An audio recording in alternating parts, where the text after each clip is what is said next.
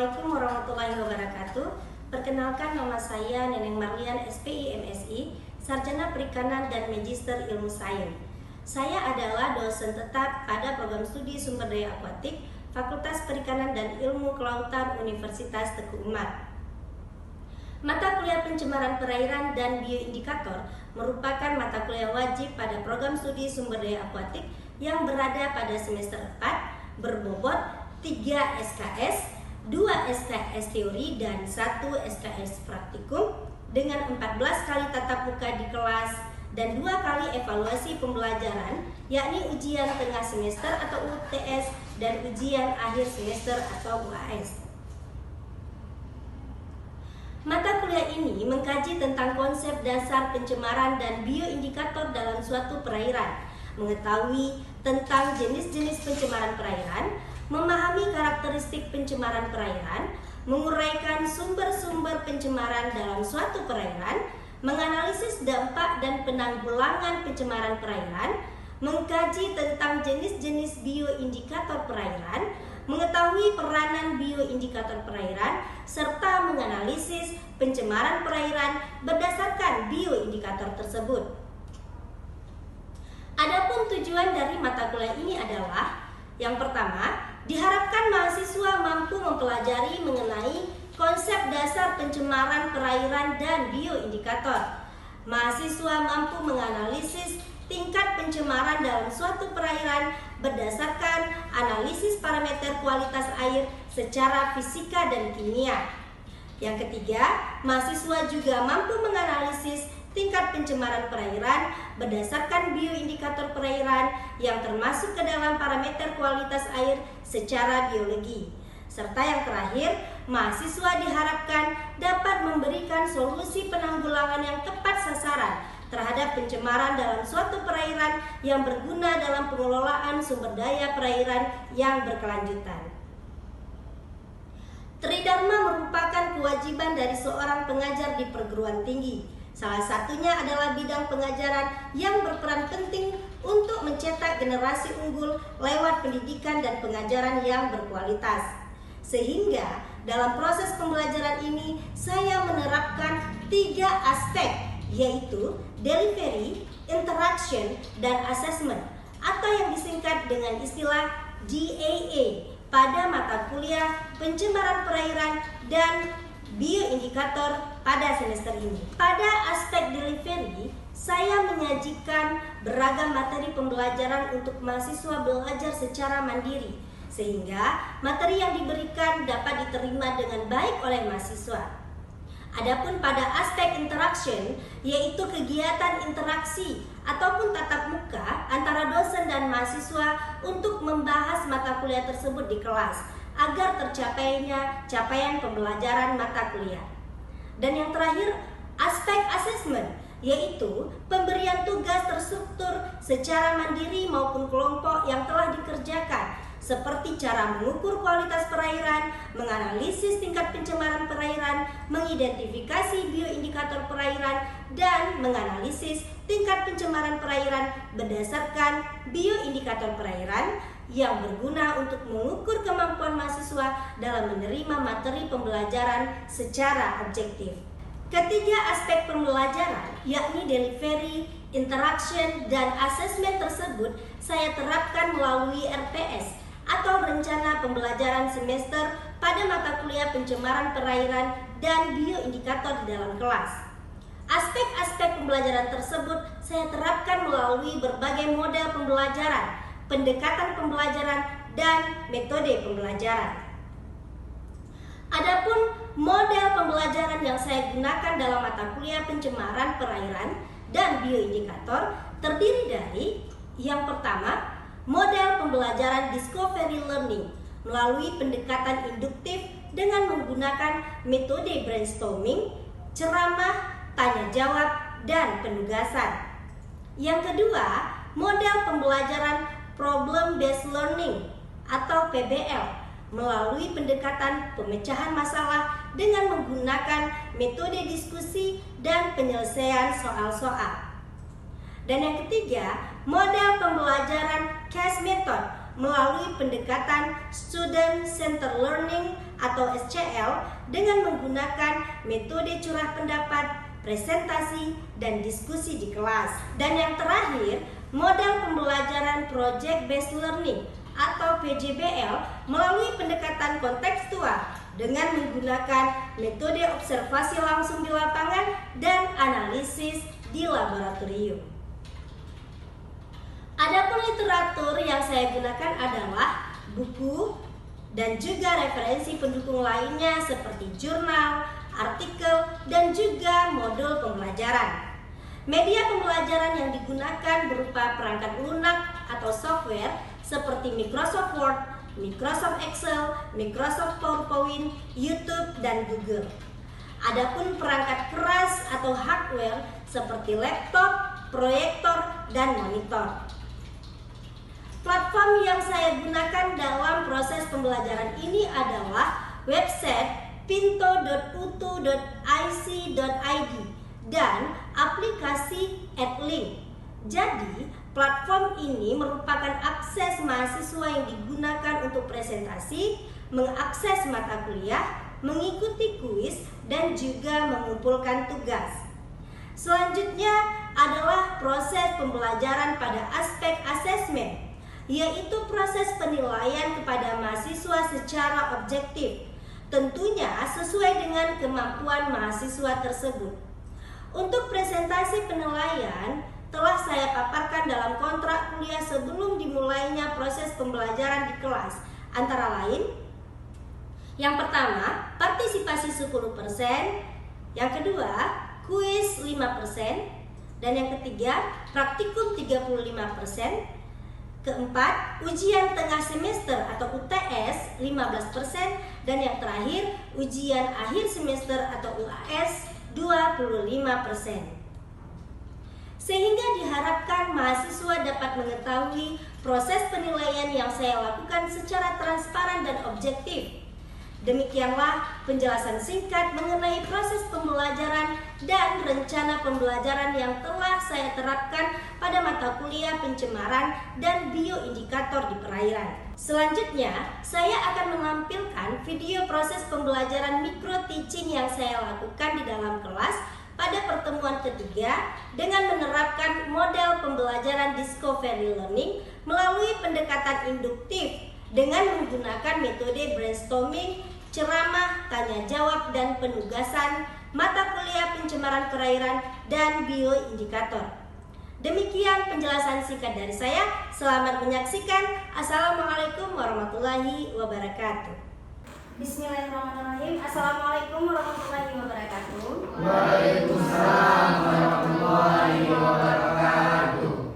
Baik, pada pagi hari ini masih bersama saya Ibu Neneng Marlian, SPI MSI, dalam mata kuliah pencemaran dan pencemaran perairan dan bioindikator. Pada hari ini saya akan memaparkan materi pada pertemuan ketiga. Ya, apa itu? Dampak pencemaran perairan. Nah, sebelumnya kita kan sudah mempelajari materi di minggu lalu. Ada yang ingat materi di minggu lalu apa saja? Ada, Bu. Apa coba? Materi minggu lalu mengenai tentang sifat bahan pencemar dan karakteristik bahan pencemar dan sumber-sumber bahan pencemar di perairan. Iya, jadi kalian harus ingat ya, minggu lalu kan kita sudah membahas tentang sifat-sifat, jenis-jenis, dan karakteristik serta sumber-sumber dari bahan pencemar. Kalau sifat-sifat bahan pencemar, kalian kan sudah tahu bahwa bahan pencemar itu terbagi menjadi ada yang bersifat cair, kemudian ada yang bersifat padat, dan juga gas. Nah, pada hari ini kita masuk ke materi ketiga tentang pencemaran bahan organik. Oke, ada satu moto, ya kan? Pernah nggak kalian membaca moto ini atau kata-kata mutiara ini sebelumnya? Pernah ya? Tidak ada rahasia untuk sukses. Ini adalah hasil dari persiapan, kerja keras, dan belajar dari kegagalan. Sebenarnya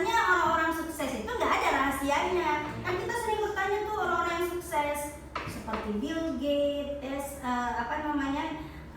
yang punya perusahaan Tesla, ya kan? Mereka yang sudah sukses di bidangnya itu kan sebenarnya tidak ada rahasia. Jadi apa sih sebenarnya rahasia sukses? Nggak ada.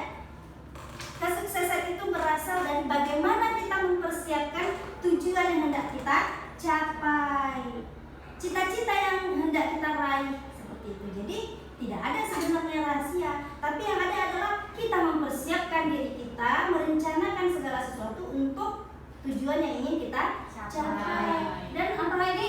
Kerja keras dan Iya, kerja keras dan belajar dari kegagalan. Jadi kita harus bekerja keras. Nah, selanjutnya kita masuk ke materi perkuliahan kita. Definisi dari pencemaran bahan organik di perairan. Apa itu pencemaran bahan organik yang ada di perairan? Jadi pencemaran bahan organik adalah masuknya bahan-bahan organik seperti sisa makanan, kotoran hewan, atau limbah pertanian ke dalam lingkungan yang dapat menyebabkan gangguan keseimbangan ekosistem dan kesehatan pada perairan. Jadi apa itu pencemaran bahan organik? Yaitu masuknya apa tadi? Sisa-sisa makanan, bahan-bahan organik, kotoran, hasil dari limbah-limbah pertanian, perkebunan yang mengandung materi-materi organik yang berasal dari makhluk hidup, baik hewan maupun tumbuhan, yang kemudian dapat mencemari atau merusak ekosistem lingkungan, khususnya lingkungan perairan. Itu adalah definisi dari pencemaran bahan organik di perairan. Oke, lanjut. Nah, dari mana sumber pencemaran bahan organik yang ada dalam perairan? Jadi sumber-sumber bahan organik yang ada dalam suatu perairan dari mana saja? Jadi banyak sumber. Bisa berasal dari limbah domestik, bisa berasal dari limbah pertanian, bisa berasal dari limbah industri dan aktivitas lainnya. Jadi limbah-limbah ini menyumbangkan materi organik yang sangat banyak, sehingga limbah dari kegiatan-kegiatan ini dapat mencemari lingkungan perairan. Oke.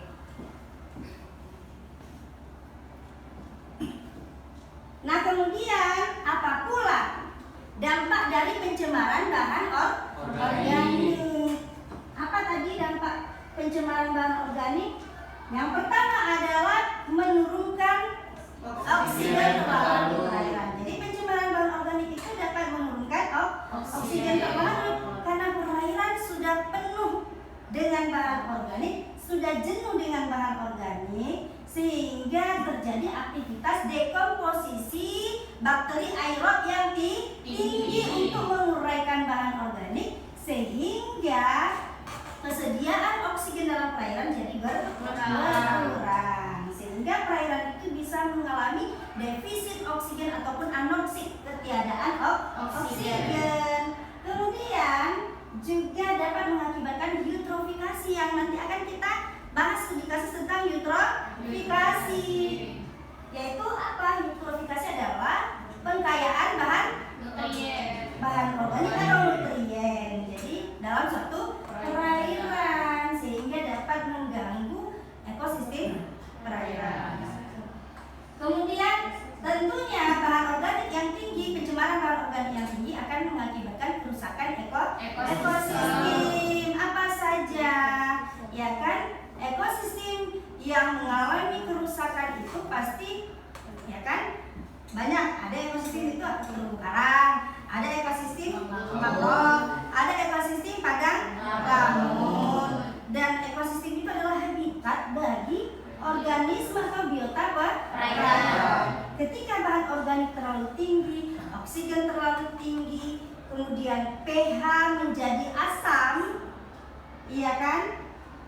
Perairan menjadi keruh, kemudian cahaya matahari menjadi sulit, transparansi cahaya matahari menjadi sulit perairan karena kekeruhan yang tinggi dan kecerahan yang rendah, sehingga aktivitas fotosintesis tidak bisa berlangsung dengan baik, sehingga ketersediaan oksigen pun menjadi berkurang.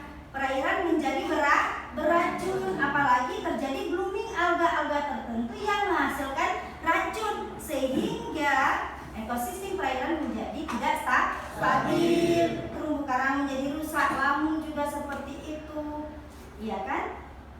Ikan-ikan pasti akan mati. Kenapa? Kekurangan oksigen ataupun bahkan terkena racun dari blooming alga.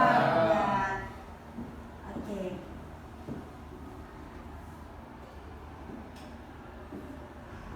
Baik, sebelumnya Ibu ingin bertanya ya. Tadi Ibu sudah jelaskan bahwa eutrofikasi itu menjadi salah satu gejala di perairan yang disebabkan oleh bahan organik. Nah, coba kenapa kira-kira bahan organik itu bisa mengakibatkan eutrofikasi di perairan? Ada yang bisa menjawab nggak? Kenapa bahan organik di perairan bisa mengakibatkan eutrofikasi? Ada yang bisa menjawab atau Ibu tunjuk?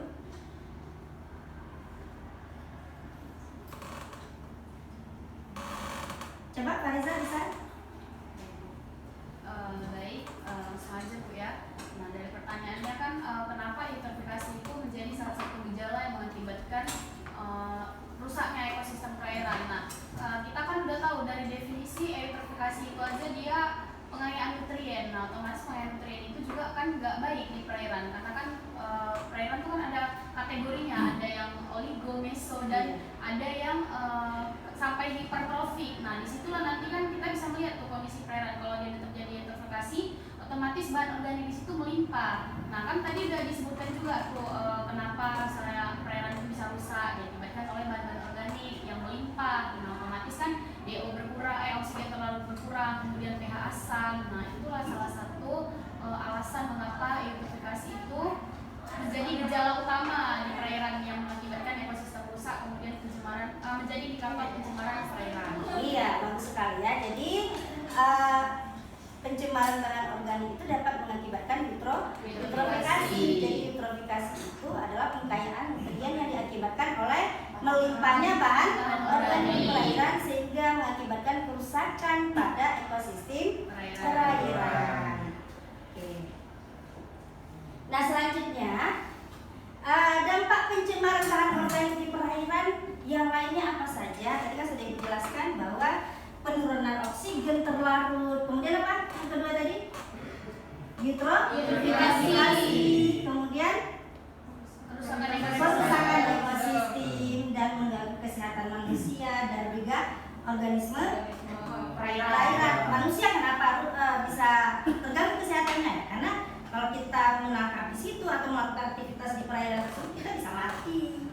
Kenapa? Kalau tertelan perairan yang mengandung bahan organik yang tinggi. Nah, kemudian bisa juga mengakibatkan abrasi dan erosi ketika bahan organik terlalu tinggi, penurunan kualitas air minum, nggak bisa digunakan lagi untuk air minum, ya kan? Kemudian juga mengakibatkan penurunan hasil tangkapan. Kenapa? Karena banyak ikan yang sudah mati akibat pencemaran bahan organik yang tinggi.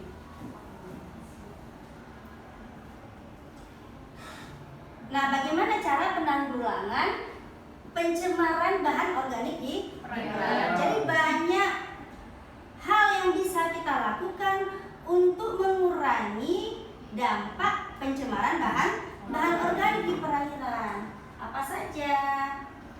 Nah, dengan cara pengolahan limbah. Jadi kita harus mengolah limbah, baik limbah industri, limbah domestik, limbah pertanian itu harus diolah. Kemudian ada juga, ya selain itu juga kita harus membuang sampah pada tempatnya. Jadi setiap sampah itu sudah ada tempat-tempatnya, ada sampah organik, ada sampah anorganik. Kalau sampah organik itu bisa didaur ulang menjadi apa biasanya? Sampah organik menjadi pupuk. Jadi sampah organik bisa kita daur ulang menjadi pupuk. Bisa lagi kita pakai untuk menumbuhkan tumbuh-tumbuhan atau tanaman, dan itu lebih baik ya, tanah organik. Kemudian limbah industri ini sudah harus ada instalasi pengolahan limbah di setiap industri. Jadi tidak boleh ada suatu industri yang tidak menggunakan instalasi pengolahan limbah. Kalau ada industri yang tidak menggunakan instalasi pengolahan limbah, industrinya harus ditutup. Tidak boleh dia langsung membuang limbahnya ke perairan laut, ke perairan sungai, itu ilegal.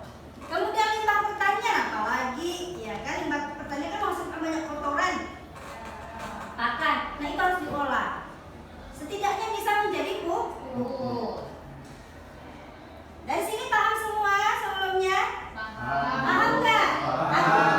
Paham. Deski paham? Paham ya. Jangan ada yang tidur ya. Ada juga kegiatan penanggulangan atau solusi menanggulangi pencemaran bahan organik dengan cara biofilter. Biofilter itu ada dengan cara bioremediasi. Apa itu? Contohnya dengan memanfaatkan bakteri-bakteri pengurai untuk mengurangi pencemaran bahan organik. Ya. Satu lagi penggunaan tanaman. Artinya kita kenal dengan istilah apa? Ketika kita menggunakan tanaman untuk mengurangi dampak pencemaran. Iya, fitoremediasi. Jadi menggunakan tanaman-tanaman air untuk bisa mengurangi dampak pencemaran. Dan kemudian ada kolam stabilisasi. Di kolam ini didesain, ya kan? Di dalamnya itu sudah ada rangkaian filter, kemudian juga bakteri-bakteri pengurai. Jadi disebut dengan kolam stabilisasi untuk mengurangi pencemaran limbah, khususnya bahan organik. Dan yang selanjutnya adalah adanya kesadaran masyarakat, peraturan dari pemerintah yang tegas dan mengikat, serta pemantauan. Fakta eutrofikasi di perairan, khususnya perairan Teluk Jakarta. Tahu Teluk Jakarta nggak kalian? Tahu. Pernah ke Jakarta? Tahu.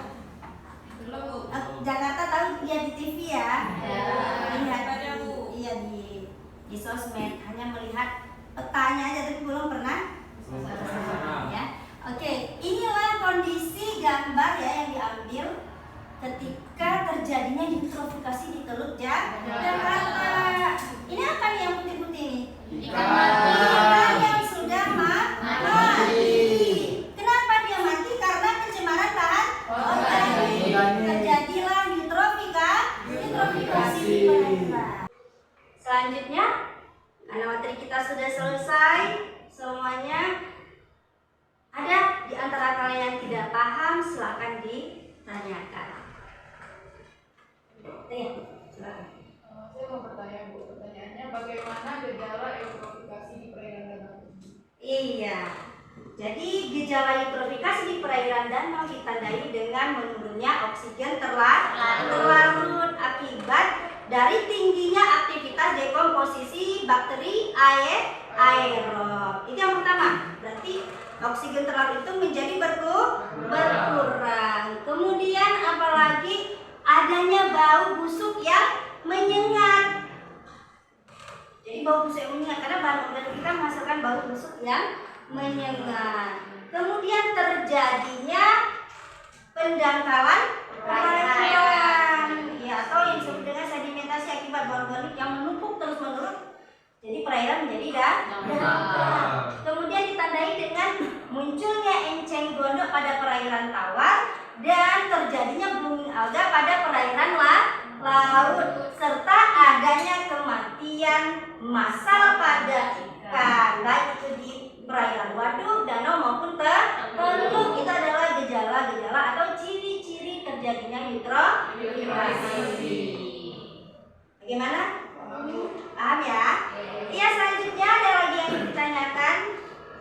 Yang tidak mengerti ya, silakan. Desma mau tanya tentang apa sih dampak pencemaran bahan organik ini terhadap perairan?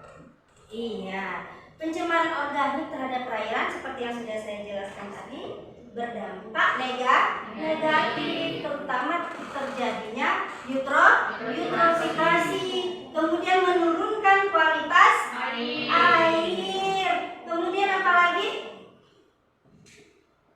Merusak ekosistem perairan, kemudian menurunkan jumlah hasil tangkapan, mengganggu kesehatan manusia dan hewan air, bahkan juga dapat mengakibatkan kematian massal pada ikan. Itu adalah beberapa dampak terjadinya pencemaran bahan organik di perairan. Oke, dari sini paham semua ya?